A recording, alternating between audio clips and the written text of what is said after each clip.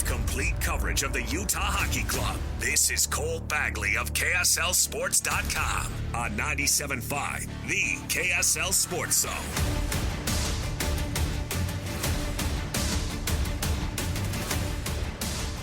All right, everybody, welcome on in. It is a Monday edition of JJ and Alex. Of course, tons to jump into this week when it comes to everything sports related. And, of course, here in the state of Utah, we aren't just firmly planted in college football season for all the teams here across the state. We're also following the Utah Hockey Club for the very first time across its regular season here in Salt Lake, and really an insane, a wild road trip for this team.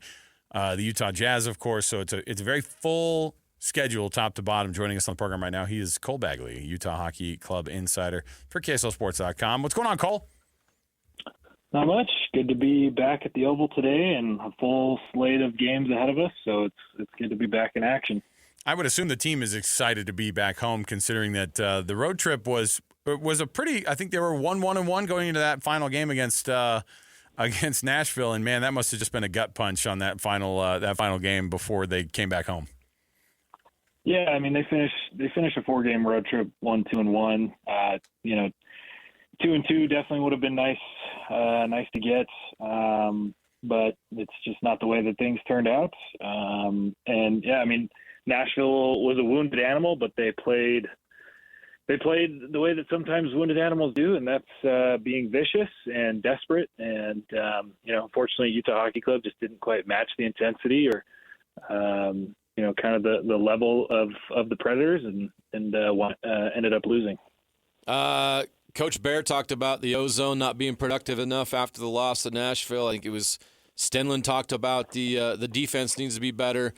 Which is it, or is it both? What's the most concerning thing about Utah Hockey Club right now? Is it on the defensive end or on the offense? It's both. Over the last 9 games, they've been shut out 3 times, outscored 31-19, and posted a 2-5-2 record. So it's both ends. They've been shut out a lot, which is a big problem. If you can't score goals, you're not going to win hockey games. And even the games that they are scoring here and there, they're allowing too many. So it's definitely both. They rank in the bottom, I think, 6 or 7 in both goals against and goals for. So there needs to be improvements on both ends. And they talked a little bit about it today, how they are in solution mode, as Coach Torney described it. And a lot of it has to do with the fact that, look, this team started off just super hot. 3-0. They had scored, I think, 16 goals through the first 3, 20 goals through the first 4.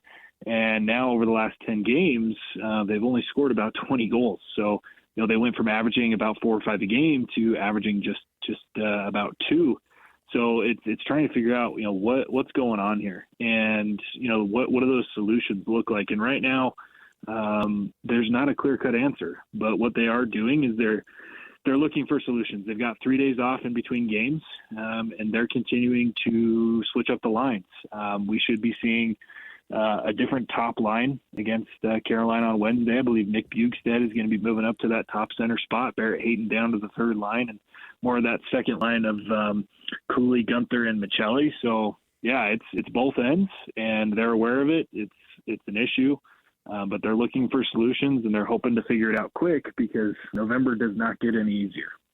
With all of the changes in the offseason, and you see guys, and especially the blue line was supposed to be bolstered quite a bit with the new names and the veterans that they had added.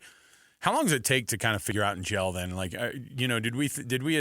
was it weird for us to assume that they would come in and that veteran leadership immediately you would find some chemistry and that they could defend? Because that's one of those things too where you go, man, they're giving up a lot of goals, and they're not doing their goaltenders any favors by letting all those guys back there, and then the rebound chances that these teams have been pretty crazy against Utah.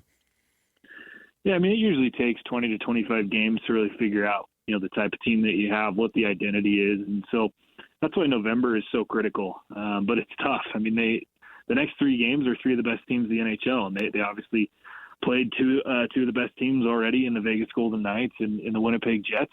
And so November's hard, and it's going to really be telling as to what the identity of this team is by the end of it. Come December, are they still close to 500? Are they above 500? How far below are they? How far are they below 500? So, yeah, November is a tough stretch, but it takes about too early to mid-December before you figure out what kind of team you have. And even from then, things can change at the deadline. And so, but I think it's also, it goes without saying just how rough it's been defensively. If this team was at full strength, if they had Jersey and Marino, I think they would be having different conversations right now that they probably have a couple more wins under their belt, and we'd be talking about how good this team is and how much of a playoff contender they are. But injuries happen all the time, and I think for the most part they've done a decent job adjusting. Bringing in Oli Mata, calling up Lamoureux. But yeah, the puck is still going in the net way more than it should, and it's not going in on the opposite end. So yeah, we still don't know who this team is, but they understand that it's a bit of a fragile state, and they need to figure out who they are over these next couple games, or they're going to be chasing from behind for a long period of the season. When you're talking to guys this morning, was anyone talking about the rest? Do they need rest? How important is it to have 4 days off here now after there has not been many days off since this whole thing got kicked off? Yeah, it's huge. A couple of the guys talked about, just how big it is. They've had one of the toughest schedules in the NHL. They've played a lot of road games, and they've played in some of the toughest destinations in the NHL, and they're coming off a pretty brutal one. They started off 3-1 on a tough road stretch, and now they're coming home 1-2-1. With some disappointing results. Two definitely winnable games. Two of the other ones, were questionable. They took some of those teams about as far as they could. So yeah, this 3 days off probably couldn't come at a better time. We talked to Ian Cole about it, and even head coach said that, hey, most of us didn't do a darn thing yesterday, and that's good. We needed to relax. We needed to kind of just, let our guard down a little bit and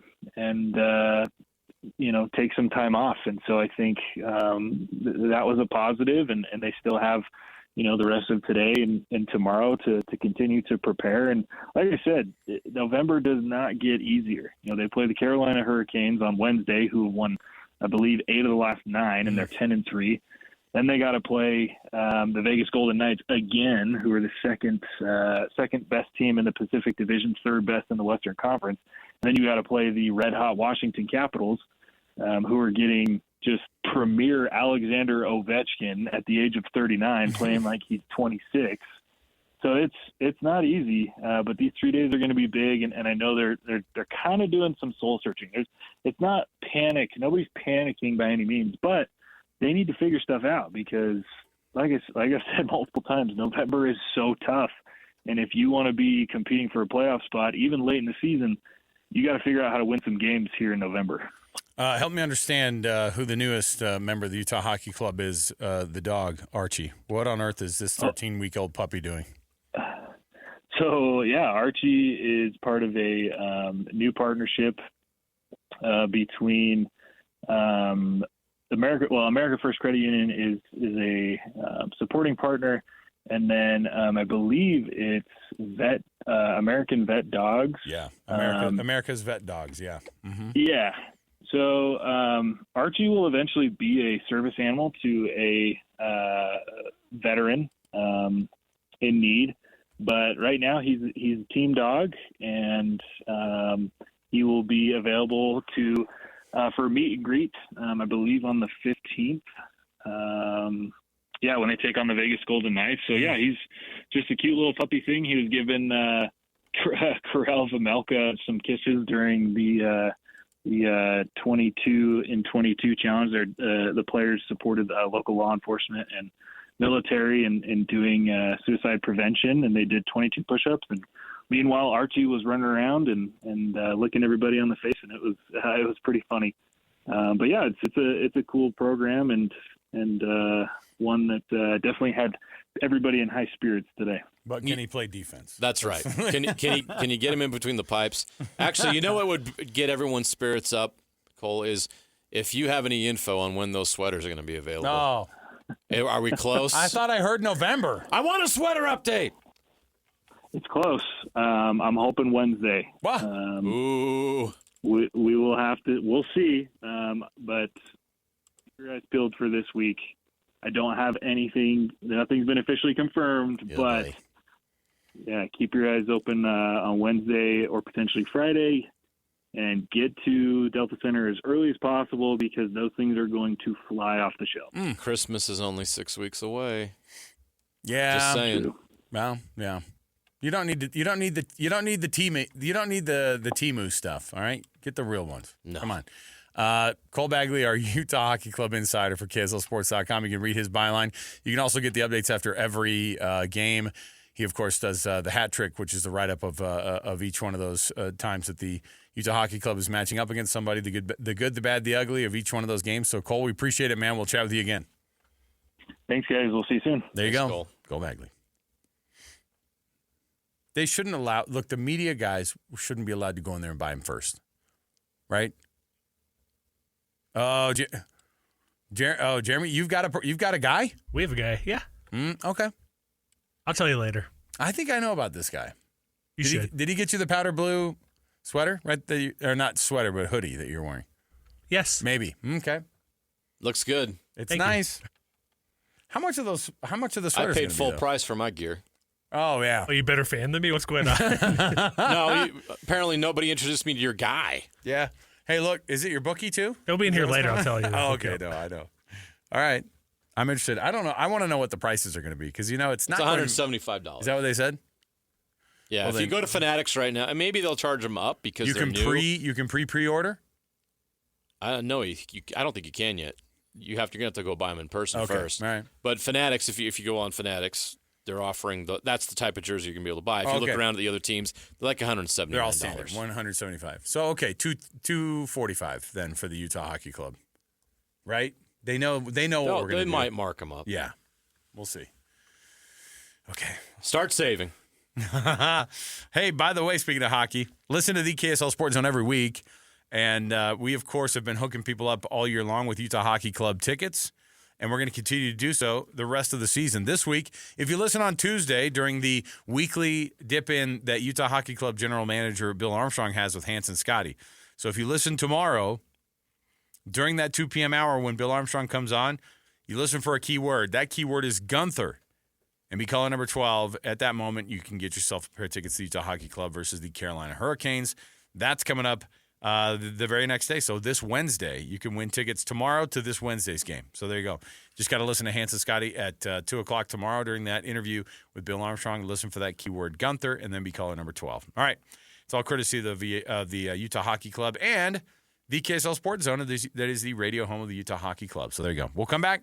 We've got more. You just don't want to miss anything today. On a Monday, to be able to download everything, you probably felt pretty good to be able to not talk about Mark Harlan's comments for one segment. Well, we'll get right back to it.